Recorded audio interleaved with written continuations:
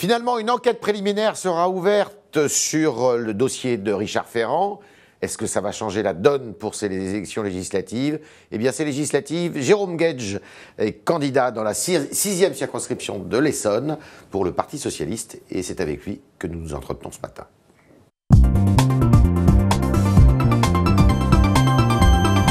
Jérôme Guedj, bonjour. Bonjour. Alors, enquête préliminaire, finalement, le parquet de Brest, le procureur de la République de Brest a décidé d'ouvrir une enquête pour savoir s'il y avait infraction ou pas dans ce dossier Ferrand.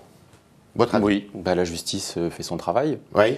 Vous savez, dans le précédent quinquennat, c'était d'ailleurs une des vertus de François Hollande, la justice a travaillé en parfaite indépendance. Mais là, il y a un revirement parce qu'il y a quelques jours, le parquet de Brest avait dit il n'y a rien à voir. Vous avez raison de le souligner, mais ça veut dire que le procureur a estimé que les informations rendues publiques par le travail d'investigation de la presse, on va en parler après, ont justifié en tous les cas, de ne pas donner l'impression qu'il y aurait, sinon deux poids, deux mesures, mais un traitement de faveur pour un ministre fraîchement nommé. Et vous ne voyez pas la main de Macron ou du garde des Sceaux dans cette histoire? Je ne veux pas voir ça, justement. Non. Voilà. Moi, je préfère me dire que, dans un premier temps, le procureur a estimé qu'il n'y avait pas suffisamment d'éléments qui pouvaient justifier, de la manière que le PNF a estimé que ça ne relevait pas de sa compétence, ou en tous les cas qu'il n'y avait pas assez matière.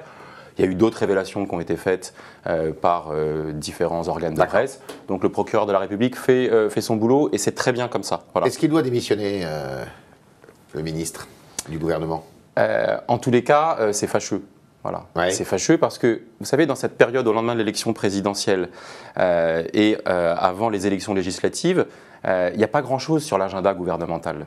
Le seul texte qui est mis sur la table, c'est celui qui va être présenté dans quelques heures, celui de la moralisation de la vie politique. Non, je dis ça parce que c'est assez frappant, comme s'il y avait une sorte de temps suspendu, de l'évitation de l'action gouvernementale. Il y a le président de la République sur la scène internationale, mais il nous a dit qu'il voulait aller vite. Il veut faire des ordonnances pour réformer le Code du travail, puis y avoir des décisions qui sont prises. Je vous prends un seul exemple. Quand François Hollande a été élu en 2012, à cette date-là, il avait déjà mis en œuvre un engagement de campagne. C'était le décret qui permettait d'ouvrir le droit à la retraite à 60 ans pour les carrières longues. Une mesure positive du quinquennat de François Hollande. Donc ce que je veux dire, c'est qu'on a l'impression que le gouvernement ne veut pas faire grand-chose pour pas que ça puisse poser problème à ses candidats en marche aux élections. Et le seul sujet sur lequel il voulait aller vite, cette loi de moralisation, arrive l'affaire Richard Ferrand. Donc, c'est problématique. Il doit démissionner ou pas? C'est à lui de l'apprécier. Mais en tous les cas, il y a quelque chose qui... je vois bien que là, ils n'ont pas envie d'aller trop vite, mais les choses me paraissent bien compliquées. Est-ce qu'on a une responsabilité politique supérieure et donc une exigence morale supérieure quand on est au gouvernement? Assurément. Oui. Assurément. Vous savez, c'est le reproche qu'on avait fait Ce qui fait qu'un député qui est pris dans une affaire semblable, eh bien, il ne démissionne pas. Mais un ministre, lui, doit démissionner? Surtout quand un des axes qui a été mis en œuvre par ce gouvernement est celui de l'exemplarité. Et c'est ce qu'on a vécu, y compris dans le précédent quinquennat et jusqu'à la fin. Alors le Premier ministre a dit que s'il était mis en examen, c'est ce qu'il a dit il y a 48 heures, eh bien là, il devra démissionner. Vous savez, la dernière fois que j'ai entendu quelqu'un issu de chez les Républicains dire qu'il l'arrêterait s'il était mis en examen, c'était François Fillon. Il ne l'a pas fait. Donc je prends avec beaucoup de prudence cette affirmation, même si c'est son boss, Édouard Philippe, qui annonce cette mesure. On voit bien qu'il y a quelque chose qui ne va pas. Voilà. Alors il y a Thierry Solère qui est intervenu ce matin en disant on ne va pas à chaque fois demander à quelqu'un de démissionner. Non, mais lui, il est plus... Thierry Solère a raison, parce que moi je suis pour la transparence et la moralisation de la vie politique. Il ne faut pas non plus aller dans un excès qui... voilà. Donc le travail de la justice, pour moi, est absolument déterminant. Mais même quand des choses ne sont pas illégales, elles peuvent être... allez, on va dire immorales ou amorales, ou en tous les cas, elles peuvent choquer nos concitoyens. L'exemple typique, ça a été les emplois familiaux. C'était légal, mais maintenant, tout le monde a admis que les emplois familiaux de parlementaires, c'est plus acceptable. Je veux dire, au moment où il y a des gens qui galèrent pour leurs propres enfants, pour trouver un boulot, pour trouver un stage, se dire qu'il y a cette facilité et parfois cette souplesse, quand on voit qu'il peut y avoir des enfants de parlementaires qui sont salariés de l'Assemblée nationale en même temps qu'ils font un stage à l'autre bout du monde, on se dit qu'il y a quelque chose là d'immoral. Alors vous avez entendu le président de la République hier, qui était à Saint-Nazaire, il a dit la presse ne doit pas devenir juge, certes, Mais là, le procureur de la République, en l'occurrence, eh bien, ouvre cette enquête préliminaire sur la foi d'articles de presse. Mais la presse n'a pas vocation à être juge, la presse a vocation à faire un travail de révélation de la vérité. Ouais. Donc, elle ne juge pas, mais elle donne des informations au grand public. Ouais. Et donc, moi, je suis un peu mal à l'aise avec ce type de formulation qui laisse à penser… Celle du président de la République. Ah oui, je suis très mal à l'aise. Parce que elle doit faire son travail en toute indépendance, il faut lui faciliter le travail. Et là, en l'occurrence, elle inspire la justice. Et elle a permis, dans le passé récent, de l'affaire Cahuzac jusqu'à François Fillon, c'est la presse qui donne à voir des informations qui n'étaient pas connues et dont s'est saisie à chaque fois la justice et qui ont permis de nettoyer les écuries d'Augias. Alors, François Bayrou doit présenter aujourd'hui les grandes lignes de son projet de loi sur la moralisation de la vie politique, de la vie publique. C'est une loi cosmétique, certains le disent déjà.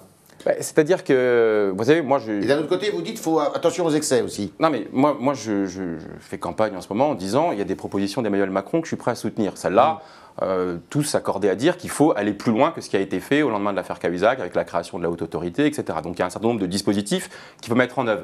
Mais on ne va pas se limiter à 2 ou 3 mesures qui sont maintenant du bon sens. L'interdiction des emplois familiaux, oui, il faut interdire les emplois familiaux de parlementaires parce qu'on voit bien qu'on n'arrive pas à contrôler et il y a cette gêne dans l'opinion publique. Bon, minimum syndical.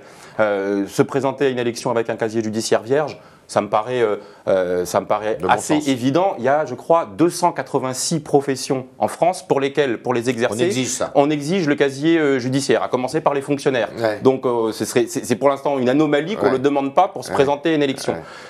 Et puis, sur les fameux conflits d'intérêts, je pense que là, il faut aller plus loin que ce qui nous sera peut-être proposé. Dans sa campagne, Emmanuel Macron s'était contenté de dire qu'il interdirait aux parlementaires d'avoir simultanément des missions de conseil. Voilà, parce qu'il peut y avoir du conflit d'intérêts. Moi, je pense qu'il faut aller plus loin. Qu'on se pose la question de savoir… interdire aux parlementaires d'avoir une autre profession. Moi, je pense qu'il faut… concomitamment. Benoît Hamon avait fait cette proposition pendant la campagne. Mais au nom d'un principe extrêmement simple, de 2 principes. On a déjà mis en place le non-cumul des mandats. On a dit à des parlementaires, vous ne pouvez plus être maire ou président. Pourquoi ? Pour que vous consacriez à temps plein à votre mandat de parlementaire.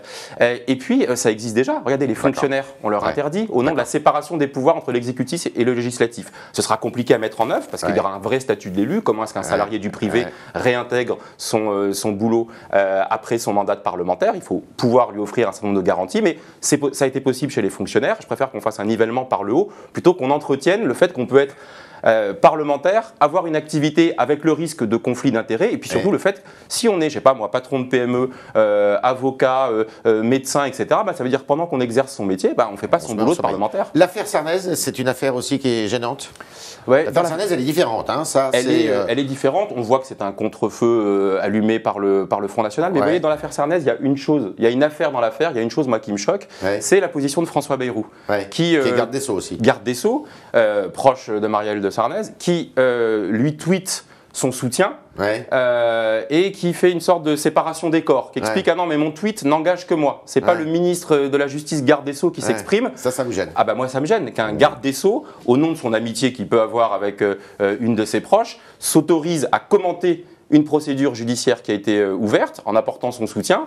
Bon, je trouve que là, il y a un mélange des genres, quelque chose d'un peu vicié, on va dire, au Royaume de France. Est-ce que toutes ces affaires, qui ne sont pas encore avérées, les gens ne sont pas condamnés, ne sont pas mis en examen, voilà, ça peut peser sur les législatives? En tous les cas, ça crée un trouble. Moi, j'ai fait campagne dans ma circonscription et il y a une forme d'interrogation en se disant, bon voilà, le président de la République a été élu, on est plusieurs à avoir fait campagne pour lui au 2e tour pour faire barrage à Marine Le Pen.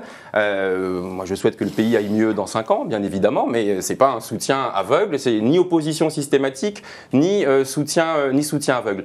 Et les électeurs, y compris ceux d'Emmanuel Macron, qui avaient tendance à nous dire, il faut quand même lui donner sa chance, etc., ils disent, mais bon, il y a quand même plusieurs signaux. Il choisit un Premier ministre de droite, il confie les clés de la politique économique à des ministres très marqués à droite. Et donc, moi, je sens poindre la volonté de rééquilibrer. Il veut travailler avec la droite et la gauche. Notamment pour le Parti socialiste.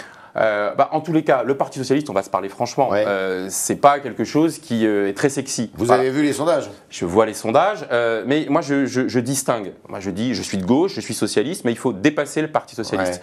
Et au nom de quelque chose d'assez évident. Vous faites campagne au nom du Parti socialiste? Je fais campagne au nom du Parti socialiste, incontestablement. Je le dis, je l'écris, je vous cite de mémoire mon dernier tract. Je suis socialiste, je suis de gauche, mais le Parti socialiste doit être dépassé pour construire une gauche constructive, innovante, moderne, écologique du parti. Oui, incontestablement. Mais vous savez pourquoi? Vous savez pourquoi? Parce qu'on ne peut pas imaginer que dans le paysage politique, entre Jean-Luc Mélenchon et Emmanuel Macron, il n'y ait rien. Voilà. Ce serait dangereux, de la même manière que ce serait dangereux d'imaginer qu'entre Emmanuel Macron et Marine Le Pen, il n'y a rien. Il y a besoin d'une droite républicaine, et il y a besoin d'une gauche qui se reconstruise, peu importe le nom.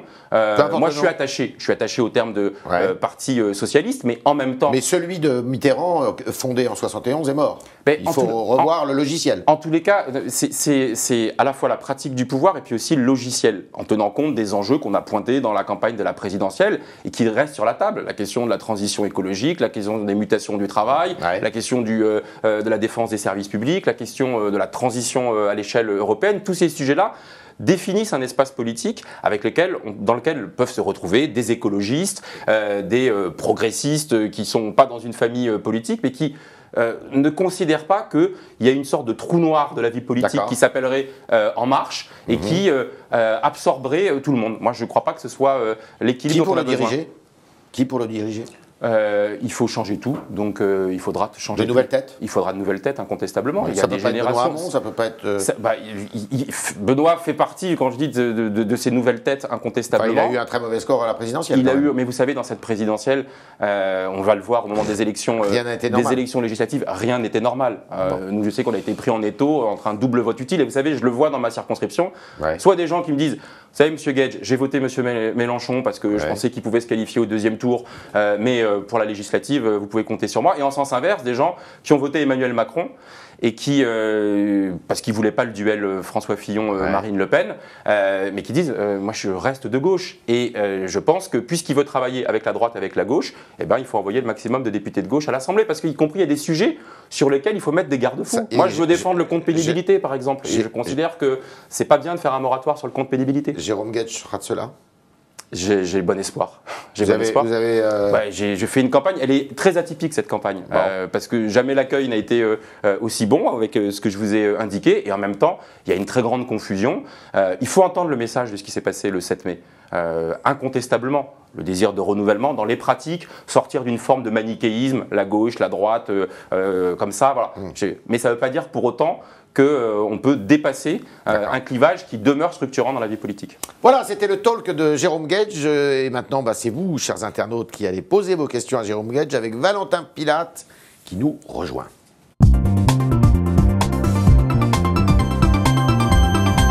Valentin, bonjour. Bonjour Yves, bonjour Jérôme Gage. Bonjour. Nous avons Héloïse qui nous dit « Les Républicains ont échoué, le PS a coulé. À quoi bon s'entêter aux législatives si vos idées sont rejetées ?» Mais je ne suis pas convaincu que les idées soient rejetées. Je pense, je l'évoquais à l'instant, que les appareils politiques, la manière dont elles ont été portées dans le débat, peut-être ont atteint un point d'essoufflement et d'épuisement. Mais quand vous défendez les services publics, quand vous considérez qu'il faut qu'il y ait de la justice fiscale dans le pays, quand vous défendez la transition écologique, je pense que c'est plutôt des sujets qui sont devant nous que des sujets qui sont derrière nous. Donc la pratique des vieux partis est peut-être... c'est les usages qu'il faut changer. C'est probablement les usages, et je le dis sans jouer les Cassandres, mais En Marche va être confronté aux mêmes difficultés. À un moment, il va falloir trancher des positions, toutes celles qui ne l'ont pas été, et la décision seule du chef ne suffira pas, parce que c'est contradictoire avec le besoin de concertation, d'horizontalité, comme on dit dans la vie politique. Philippe vous demande qu'attendez-vous de cette loi sur la moralisation de la vie politique? Je l'évoquais tout à l'heure, probablement d'aller plus loin et d'en finir avec ce sentiment qui est terrible, qui est délétère, que je vois dans la campagne, de suspicion généralisée sur les hommes et les femmes politiques. Dans cette campagne? Oui, incontestablement. Mais c'est normal, on sort de 4 mois avec Fillon, enfin bon voilà, et on redémarre le quinquennat avec des éléments qui entretiennent et ça continue. Donc il faut en finir à ça et l'exemplarité suppose d'avoir des sanctions et un peu de coercition. Je prends un autre exemple, la transparence des dons dans les campagnes électorales, puisqu'on veut éviter les conflits d'intérêts. Je pense que ce serait, en tous les cas, moi, élu député, ce sera un amendement que je proposerai à cette loi de moralisation. On change de sujet. Antoine vous pose la question, comprenez-vous la grève des routiers, l'Essonne étant particulièrement touchée? Oui, quand je dis oui, l'Essonne est touchée et beaucoup d'habitants galèrent pour s'approvisionner. Grève qui pourrait être levée, J'ai le sentiment qu'elle peut être levée. C'est assez révélateur de l'état du dialogue social dans notre pays. C'est-à-dire qu'il faut qu'on en arrive à ce niveau de contraintes et de menaces pour faire quoi? Pour obtenir un calendrier de négociation entre les employeurs et leurs salariés. Ça veut dire que on revendique de meilleures conditions de travail. Mais c'est essentiel. Je veux dire, ces professions-là, conditions de travail, sécurité, c'est normal qu'on veuille avoir des négociations et qu'on veuille avoir des améliorations. C'est pas normal qu'il faille en venir à une grève qui est préjudiciable pour ceux qui font grève comme pour ceux qui en subissent les conséquences. Et j'en fais partie, mon réservoir est quasiment à sec. Et je me dis que là, il y a aussi quelque chose de vicié. Et ça envoie aussi un message. C'est que dans la période, les corps intermédiaires, le dialogue social, la négociation, il ne faut pas qu'ils soient enjambés avec cette idée que tout peut se décider par le haut. Patrick rebondit sur cette question en vous demandant, au final, ce genre de grève, n'est-ce pas prendre les gens en otage? On le voit avec les grèves de la SNCF, les contrôleurs aériens. N'est-ce pas prendre les gens en otage? J'aime pas l'expression prendre en otage, mais le sentiment est vécu par celles et ceux qui le subissent. Ça renvoie à ce que je disais à l'instant. C'est-à-dire que moi, je suis un défenseur du dialogue social, de la négociation, de l'obligation annuelle de négocier. Et je préférerais que la grève soit évitée dès l'instant où ce dialogue social est soutenu. Et il faut que la loi, et la future loi travail devra en tenir compte, ne viennent pas saper les fondements du dialogue social. Valentin, une dernière question. On revient sur les législatives. Oui. Tom nous dit tout ce qui était intéressant, dérangeant ou novateur a été supprimé pour garder un truc bien fade. Êtes-vous d'accord? Sur la loi de la moralisation, sur quoi? De façon générale, sur le programme du Parti Socialiste. Oui. Moi, je pense que justement, il ne faut pas passer par-dessus bord. Je l'évoquais tout à l'heure. Vous savez, la transition écologique, par exemple. Benoît Hamon voulait aller très loin dans la transition écologique. Il avait même fait un fil à plomb de son programme. Aujourd'hui, Nicolas Hulot est ministre de l'Environnement. Moi, je dis chiche.